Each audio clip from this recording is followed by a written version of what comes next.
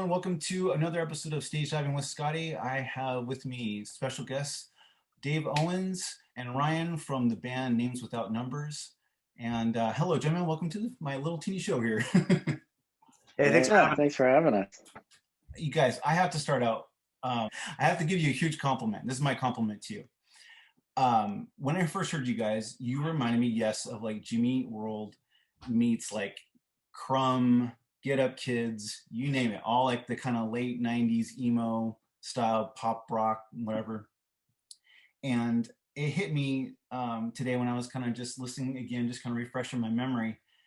And running marathons and chasing ambulances makes me think of that's your Static Prevails. And then when Silas and Smokestacks came out, to me that was your that was Clarity. And for me, Clarity was eye-opening for me. Yeah. I mean, that really that's loft. Go ahead, I'm sorry. Well, I was just gonna say that's lofty comparisons. Humbled to be in it, compared to those albums, which for us were pretty influential. Static Prevails. A lot of people love Clarity, and then for good reason. But I love the rawness and the edginess of Static Prevails. Yeah. Well, that's what I still listen to that all the time. Yeah, it just drew you in. It really was, especially around that time. It was such a great, different sound than what was always played on the radio. It was grunge or I don't know, like ska or whatever it was around that time on the radio. So when you had a friend go, "Hey, check this out," like when we heard Sunny Day Real Estate for the first time, my jaw went to the floor and my world changed. And then all of a sudden it's like, oh yeah, if you like Sunny Day Real Estate, you'll like this and that, the Killingtons, Jimmy Eat World, Get Up Kids, just name it. It's all a bunch of SoCal bands and other bands from everybody just kind of merging around this kind of emo sound. And and so when Jimmy Eat World came out and Static Prevails came out, it was really just like, whoa, well, what kind of rock is this? Is this still emo? Is this considered emo? Yeah.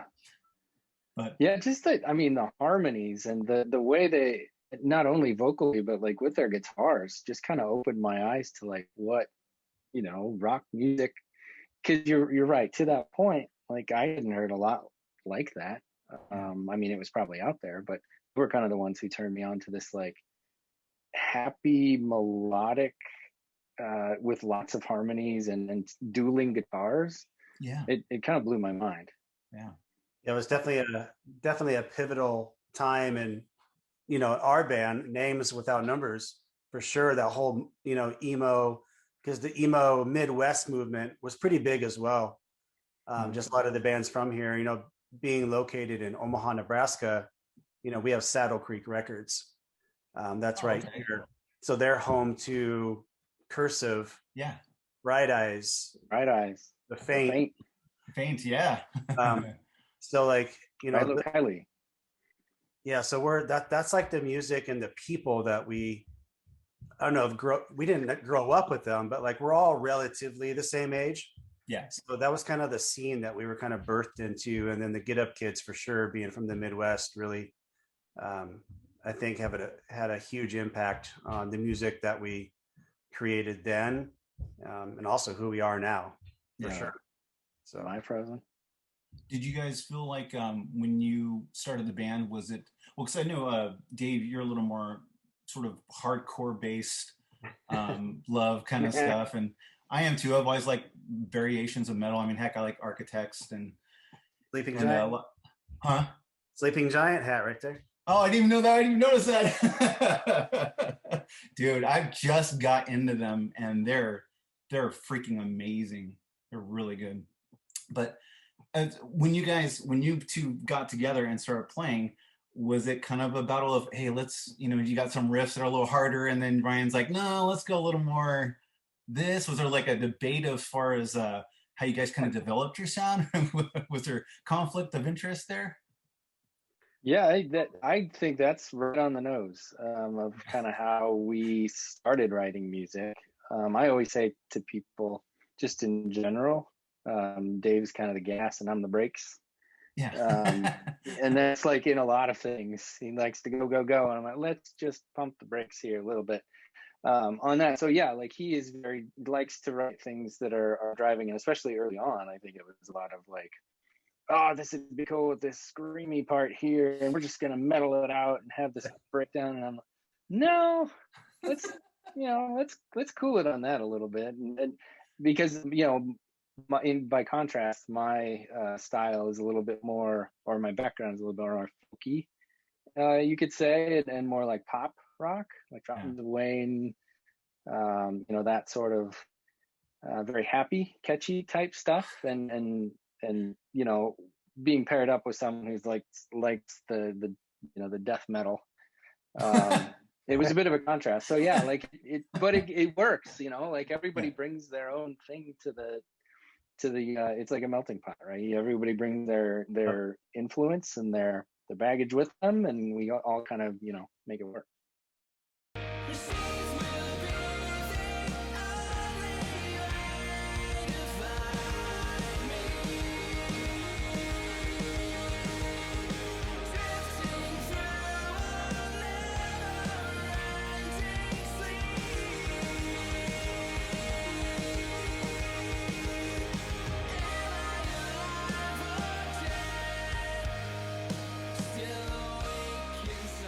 I wouldn't necessarily call it a conflict of interest. But yeah, I mean, it definitely works for sure. I'll have some heavier riffs, and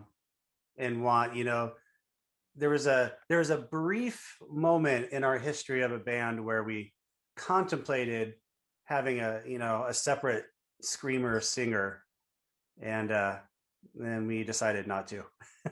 I'm glad you didn't actually. Yeah. I think it was even that. I think even one of the songs off of Running Marathons or whatnot had a bunch of screaming in it towards the end of the song. If it was like the fourth or no, which one was it? Shoot, it was Waking from the Coma. Yeah.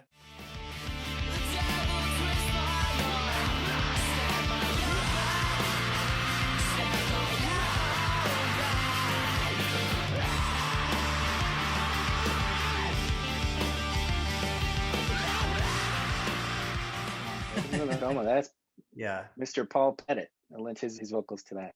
Yeah, and it's I think we would have gone down that road of having like a screamer singer with us if they weren't all flakes. We tried out a bunch of them, and it was like they could never figure out how to show up to practice on time. So that's kind of how that ended. Yeah, we had similar. The band I'm in is the Spacing Effect, and when we first started, we were trying to get do a full band, and then it just became a thing where, in the midst of trying to search for what are we looking for, what are we trying to do, bass players, drummers, and it was kind of set. But then when we're trying to look, Aaron and I were just connecting and getting things together, and realized, oh well, he kind of sings, I kind of sing. Let's just go from there and just see what happens with that. And then we wrote like a really scratch demo song, which was kind of trashy now that we've gone through it again. And then realized, oh well, let's just kind of stick still. What our connection is better than better than we thought. And why don't we just try it with two people and just go from there. We don't need a bass player and drummer for right now. And so far it's worked. And though there's times where in our songs, I'm like, dude, a good screamer would be good, would fit this really well. Because I have a horrible scream. And mine's like, I don't know, like the old school hardcore stuff, like Youth of Today and Chain of Strength and all those like old punk bands were just really raw. It's not like these screamer guys that got talent. Right. Mine's horrible. I'm the same. I can't scream to save my life. Like I get made fun of because I just don't have a yelly voice. Have you tried one during one of the songs? I just can't do it. No, just can't do it? Oh yeah. Well, so I mean there are like on Chasing Ambulances a couple points where I did a little bit of screaming, but it took a lot for me to it got close. That out. It got close. Yeah. Yeah. More yelly than screamy. Yeah. Yeah. It just doesn't work for me. Yeah. You got a great voice. So I mean, I don't know if you would even have to worry about trying to scream. Maybe Dave. Dave, do you scream at all? Thank you. I mean, I can, but not so much anymore. Over the years, I just kind of lost that screaming edge, but as the band evolved, we kind of quit screaming. Although we might have a new song with a little bit of screaming. Let secrets out. Yeah, we're not. I don't know how much we can release quite yet, but we do. We've been working on new stuff. Yeah, and we have a couple surprises up our sleeves. Or shirts off, while you're recording too, right? Oh yeah, that was the magic that really put the songs together. Was me shirtless in the studio, playing tambourine. So that was great. Yeah, we like to record without. Go for it, man! I love it. Is that just how you relax when you're recording? What was that? Is that how you relax when you're recording? Well, we were just having fun. Like I forget who. I don't know if it was our bass player Joel or I don't know. Someone just said, "Hey, take your shirt off and go in there and lay down some tambourine." I was just like, "Okay." I did. It's kind of like picturing the audience naked. Like if you take off your shirt while you're recording, it makes you like relax. Yeah, it was fun. That works. But fun and it sounded great. So. Well, there you go. Tambourine was fantastic. I think the main reason why you did it though is because you were sweating profusely. So it was like so hot in that room. Sometimes those studios, yeah. Oh my goodness. Where you guys? How many songs do you guys have out or on right now? How many have you finished? Have you finished any yet? Recording or just writing? No, as far as recorded, any like full recorded yet? 2. Yeah. So we went to the studio a couple months ago now, probably 2 or 3 months now. Yeah. And recorded two songs, and we were hoping to release one of them probably within the next like 30 days or so. Within the next month or so, we'll have a single out. Oh man, I'm excited. Yeah, we're in post-production now, so we've got it all being mixed and yep. And the guys in the studio are doing their magic on it now. Very cool. Are you guys so when you guys record and stuff, do you throw all stuff to get mastered at once, or do you kind of like throw, mix, master one song at a time, or how do you guys do that? What's your process in that? I don't know if we do have necessarily set process. I think it's just how, based on the timing of where we're at with writing songs and kind of how much money we have at the time. Because, I think with these, we'll probably master them both at the same time. But then when we have enough to probably put on an EP, we'll because that's the ultimate goal with these songs is to put out like a shorter length album sometime this year. But when we do that, we'll probably master them all together, just so they have consistency. Yeah, true. So yeah, the goal would be to have like 5 or 6 songs sometime this year, ultimately. So did you feel like last year was kind of a buildup of creativity to kind of start the EP, or just how was like? Because I feel like last year was kind of just almost like this sounds really bad, but almost like a gift for certain musicians to just sit down, put their face in their instruments and on paper and just start going for it. Because that's kind of like what Aaron and I kind of did. Even though we were trying to finish our album, we're like 2 songs short. We're so close to finishing, and it's just like. But at the same time, with doing that, me and him just been creating riffs and just constantly going forward with it. Just like, holy crap, we've got so much we got to get done. And it just felt like a huge creative time for everybody. Yeah, definitely. I mean, since COVID happened, there hasn't been a lot of shows. And even as a band, we've chosen to just not play a lot of shows, even if there's an opportunity there. We're kind of fortunate. There was a lot of outdoor events that we got to play. Not a lot, but just a couple outdoor events, which are more socially acceptable, socially safe. So that was nice to play some shows outside. But yeah, so when our record came out, Silos and Smokestacks, it actually came out in December at the end of 2019, which in hindsight was probably a bad idea to release a record at the end of a year. Right before a pandemic. Yeah. Well, that, and also just like in December to release like a really big record for us. Yeah. Like I feel like kind of got lost in the shuffle a little bit. Yeah. but we're still super proud of it.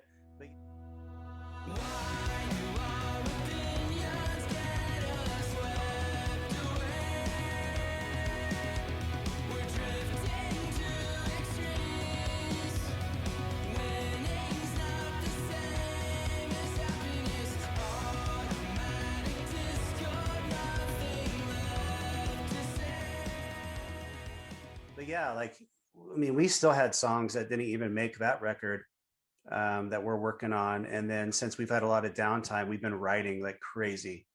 Yeah. So we could probably do a full length record, but we're just going to pick the best 5 or 6 songs and just stick with that and do an EP as soon as we can, really. But realistically, probably into the summer, probably. Yeah.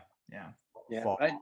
Who knows? And I don't know if it was necessarily the pandemic that did it, but yeah, we have been super creative this last year. Yeah. I wouldn't say though that it changed our process any, or motivated us to write more than we normally would though. Oh, okay. I'm excited to kind of come out of this and hear what everybody else, like the world, is, because I feel like there will be sort of a little renaissance, if you will, of people who were hunkered down and writing during this. Yeah. I mean, again, I know for us, like we're just excited as a band to be together writing songs, and we can't wait to show people new stuff. And I know that maybe I'll speak for myself, but this is definitely the best material that we've written, I think, as a band in our whole career. So we're super stoked on getting it out there. Bleed American. Sorry. Well, I mean, that's the progression. Comparison thing. Yeah, from what you said earlier, that this will be our Bleed American. Which do you guys following that line of thinking? Yeah. No, that's how I'm kind of seeing you guys in regards to this is all just my opinion, but that's how I compare those two with what you guys have, because that's how much you guys blew me. You guys really did blow me away, and including I did last year's my top 7, and Off-Road Minivan was my top album of 2020, and they had to me like that album is so good. Swan Dive, and I feel like them and you guys could have been like totally, like, for me again, like playing at the Glass House in Southern California, or playing the Roxy together, like you guys playing together and touring together, because you guys have that sort of similar sound. It's sort of I mean, for me, it's sort of nostalgic, but it's also modern too, because good music's good music regardless. But I'm just saying it just reminds me a little bit of that. And I think if you're saying that, Dave, like, it makes me think of how good Bleed American was after Clarity, and just blew everybody away. It's like, what is this? Not, it just was crazy how good it was, in my opinion. But it really was, going from Clarity to Bleed American, it just jumped up, and it just went up a couple of notches on the awesome scale to me. But so now I'm looking forward to this. I think don't get your hopes too high. Sorry, guys. Again, no pressure. Again, let's pump the brakes a little bit. Let's pump the brakes. Go. Sorry, but like, Dave. This is gonna be the best thing ever. Yeah, I mean, there you go. I think every artist is like that, right? Like, you're always going to be into like what your latest your project is. Yeah. But I agree with Dave. I think that this is a collection of songs that have all just kind of come. We know, and we've said this before in discussing with people like our music, the songs that come the easiest are usually the best. Yeah. And these songs have all just kind of come together pretty easily so far. Like, we'll see. Like, there's still some kinks to iron out, but like they all kind of fell there. Yeah. And that's a hallmark of a good song for us. Yeah. Wow, guys. So then let me kind of turn back around then. Dave, what was for you when you were growing up? What was sort of the spark that kind of got you going, whether it was a song or a band, or what kind of really just blew your mind and was like, oh, okay, whatever this is, I want to do that? Yeah, that's a crazy question. 'Cause I grew up in music. You know, my parents are musicians, and Hmm. so I've always been around music and good music, and I'm just a music lover. My dad loves rock and roll, but my dad also likes jazz. So, I have a secret spot in my heart for jazz. But for this, I don't know, for this band specifically, and what really, I don't know, maybe triggered like this is at least Oh, I want to go, was probably Anne Berlin. really? Um, Probably Anne Berlin, or even before that, maybe like Saves the Day. Oh, okay, okay. Um, Saves the Day, Juliana That's Theory. your earliest. Well, I mean, early is Black Sabbath. I mean, you're Like, yeah, A little I different. mean, not early. Like, yeah, like early to me was like probably Black Sabbath and Led Zeppelin. I mean, that's Okay. like how I there learned you how to go. play. I learned how I learned how to play guitar and drums. It was like sitting in my bedroom jamming to Black Sabbath, Nirvana, um, that too. Yeah. Um, so on a grander scale, those are the bands that really probably opened my eyes to like, yep, I want to be involved in music and this is what I want to do. But stylistically, I guess for the band and for like writing styles, like I don't know, Saves the Day, Anne Berlin, Juliana Theory, Jimmy Eat World, of course, but um, That's we're great, probably man. yeah, we're probably the biggest ones. Did you actually ever get to see Juliana Theory play live? Oh yeah, Oh, We okay. played with them, I think, didn't we? Or we Oh, we really? hosted the show. yeah. Yeah, I can't we remember if we played the show or not. I don't think we played that show. So long story short, we started a concert promotion company, basically to make money for the band. We would book bands, like Living Sacrifice, Juliana Theory, the list goes on and on and on, um, until we started losing money. Uh, and then I personally took it over for about 18 years. It was like my side hustle was booking bands. Oh, So wow. like Names Without Numbers debut show was opening up for Jimmy Eat World. Oh, darn. Oh, geez. Yeah, How was So how was that I mean, experience for you guys? it was awesome. it was pretty awesome. We booked the show.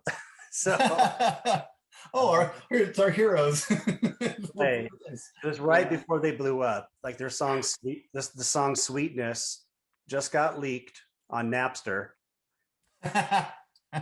and probably various other sites, but it just got leaked, and they were starting to really regain that huge buzz of what was about to happen, and so now Dang. I'm sidetracked. and then Hmm.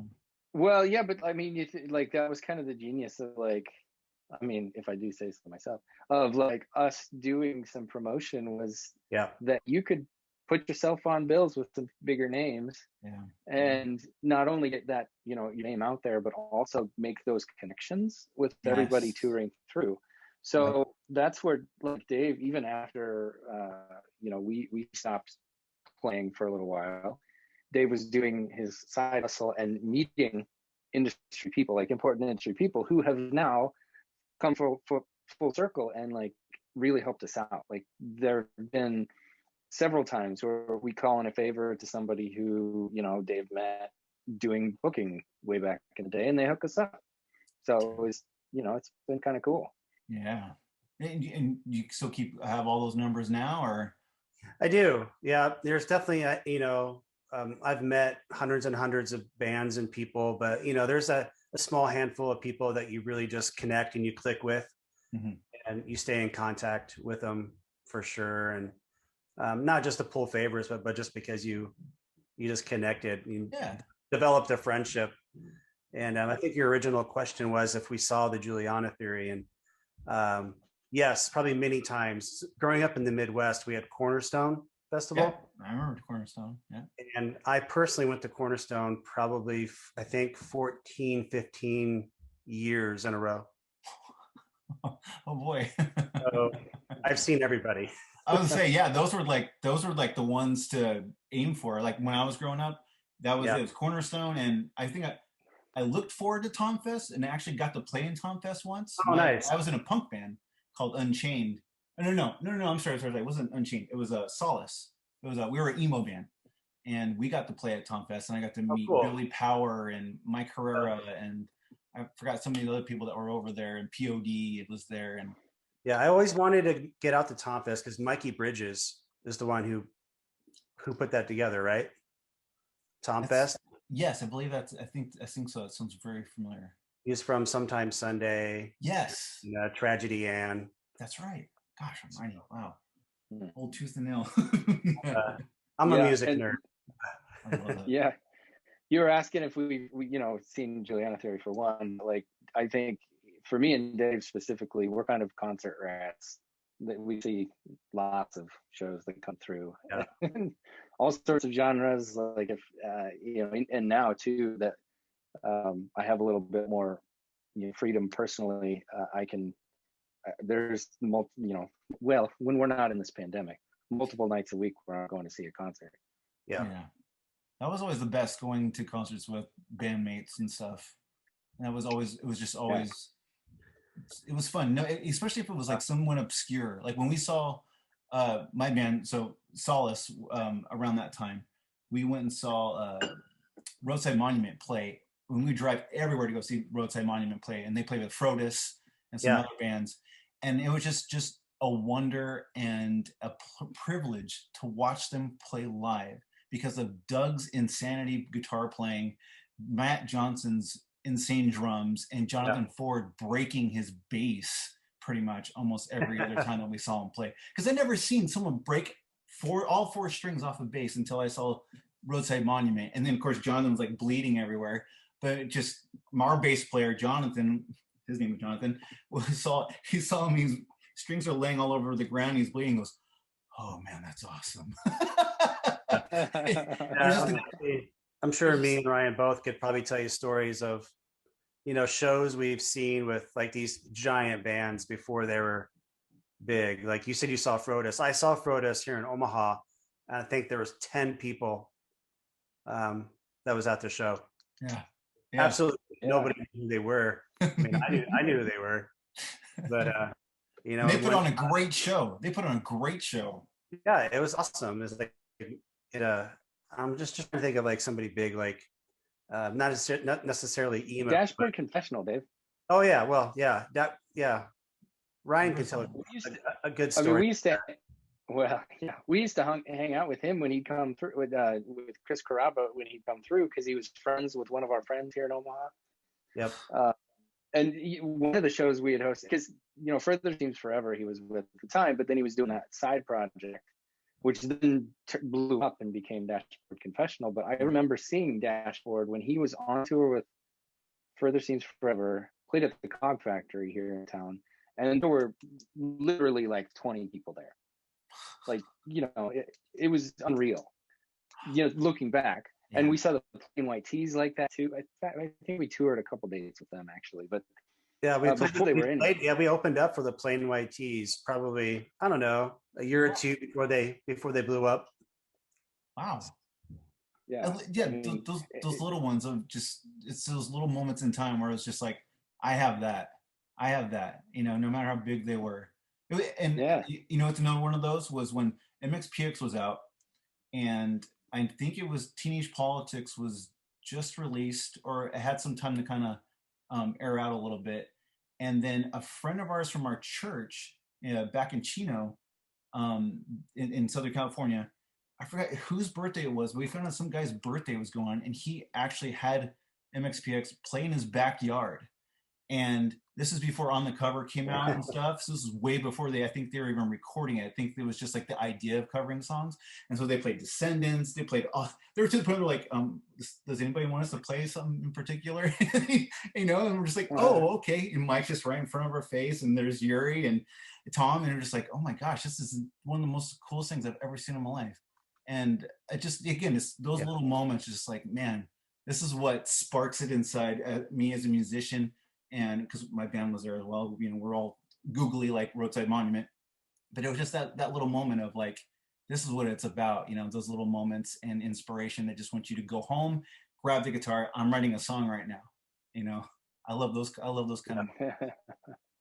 But, you know, we Ryan, can tell you. And we've been in a band for a long time. Well, so we've been in a band for a long time, so we could definitely tell you all kinds of stories and probably have a 6-hour podcast. Well, unfortunately, I know we're running out of time, but not want to keep you guys too much longer. But I wanted to throw the same question at you, Ryan, about what was your sort of spark that lit you up? And okay, so I grew up in a church community as well, and like growing up going to church and Petra. No, it's actually the opposite of that. Like, so, you know, it was kind of contraband for me in my house to have secular music, but I got it, you know, I had some friends who would give me the hookup, AC/DC. And I that is what, like, you know, to be punny here, TNT, like, lit the TNT under me. Mm-hmm. And like, from the moment I heard Angus Young and his guitar, you know, the guitar licks and the solos, that was it for me.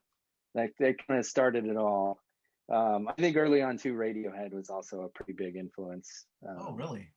Wow. But yeah, like Dave was saying, like Nirvana and those classic rock bands too. Led Zeppelin was an early favorite of mine. Yeah. But yeah, it was more the, like, because my parents weren't musicians, like there was no music in our house really. But I always kind of gravitated towards it, and just sort of like was making instruments out of things that we had around. Yeah. So I knew like that was gonna, you know, it was in my blood.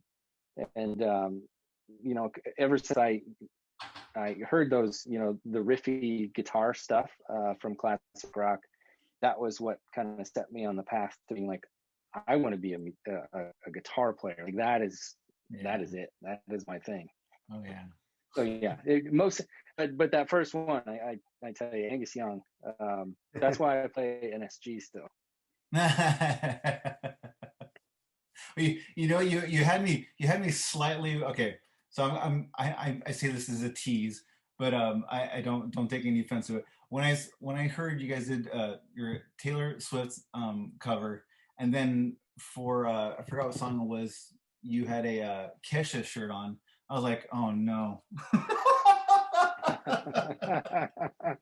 I'm that guy though. Like, here's the thing is, well, here's the thing is, but I have a little ongoing joke with one of my wife's best friends, and she's kind of my sister. So anytime Kesha comes up, or whatever, I kind of go, just kind of any pop stuff. I'm like, ugh, get away from me. I just tease her though. It's fine. I'm over that kind of. I love thing. it. I love Kesha. She's making millions. I'm not. Yeah. Right. She did something right. I you know, I gravitate towards. We mentioned it earlier. My influences are more pop. I mean, I appreciate Taylor Swift. Yeah. I appreciate Kesha quite a bit. Just the, you know, the melodies they put together are really catchy. And they're earworms. They're fun to listen. They're easy listening. Yeah. And that's what's great, and that's what I think is so great again about you guys. I know I'm just, you know, just throwing love all your way, but I can't help it. But that's what I love is I can put your music on, and my kids can listen to it. A lot of times they can't. Sometimes I'll even just tease my son, my 11-year-old, because he knows Daddy listens to angry music, and I'll play sometimes just to kind of like, you know, hey Elliot, how do you feel about this? And I'll play like Brand of Sacrifice really quick, and it's like this, and he starts laughing and going, how does he get his voice so low and that kind of stuff. But I'm like, I can't play the whole song for you. I'm sorry. There's some naughty words, or it's just about evil. Yeah. But it's nice about like when I could put you guys on. Even my wife will listen to guys, and she'll go, "Oh, that's really nice. I like that." Well, I do have some good taste. Good. The ladies like us. Yeah. Yeah. She gets me crap about all my heavy metal stuff, so that's why it's like I throw on you guys and she's like, oh, okay. I can listen. That's pretty much our number one target audience is, wives, dudes' wives. If we can get them sold on the music and to buy our shirts, then yes, we'll have a Bleed American on our hands for sure. I was thinking that the other day too. Like they got a lot of grief for the title of that album, and they obviously had no idea that was going to happen, and it had nothing to do with that. But I seem to recall that they were pulling that record off of the shelves because it was so, controversial at the time. Yeah. That after 9/11, like having a Bleed American album, and that's, I think, if memory serves me, and maybe this is completely crazy, is that song "We've Done Nothing Wrong" from the next album was about that whole time. Really? I didn't know that.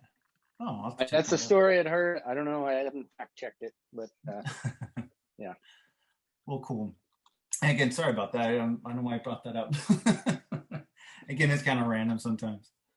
But well, guys, I know it's late for you guys, and we've already been on for 40 minutes, so I don't want to take too much more of your night. But thank you for your time. I know we could probably talk about stuff even longer, but yeah, it just always goes by too fast and too much to talk about in such little time. So, but I do appreciate your time. Well, thanks for having us on. Yeah, no problem, not at all. And again, I love your guys' music. I really do appreciate it, and I can't wait to hear the new stuff. So, very excited. Yeah, well, we're so thankful just for your support and always giving us shout outs on social media. Yeah. It means a lot to a relatively small band like us, and we just love it. And I shipped your package out today. You got our last large T-shirt. Oh, really? You'll be getting that on Saturday. So. All right, sweet, man. And we're real quick, where are you guys? You guys are pretty much on everything, all social media, or you want to plug yourselves real quick with other stuff that you're on? Yeah, we're on just about everything. So Facebook, Instagram, YouTube, Spotify, Apple Music, and it's all just at Names Without Numbers. Okay, cool. Bandcamp, same thing. Check it out. We're there. And stay tuned for new music coming very soon, we promise. Cool. All right, guys. Thank you again. I hope you guys have a wonderful night, and I'll talk to you later, okay? You too. All right. Thanks, Scotty. Yeah, thanks, guys.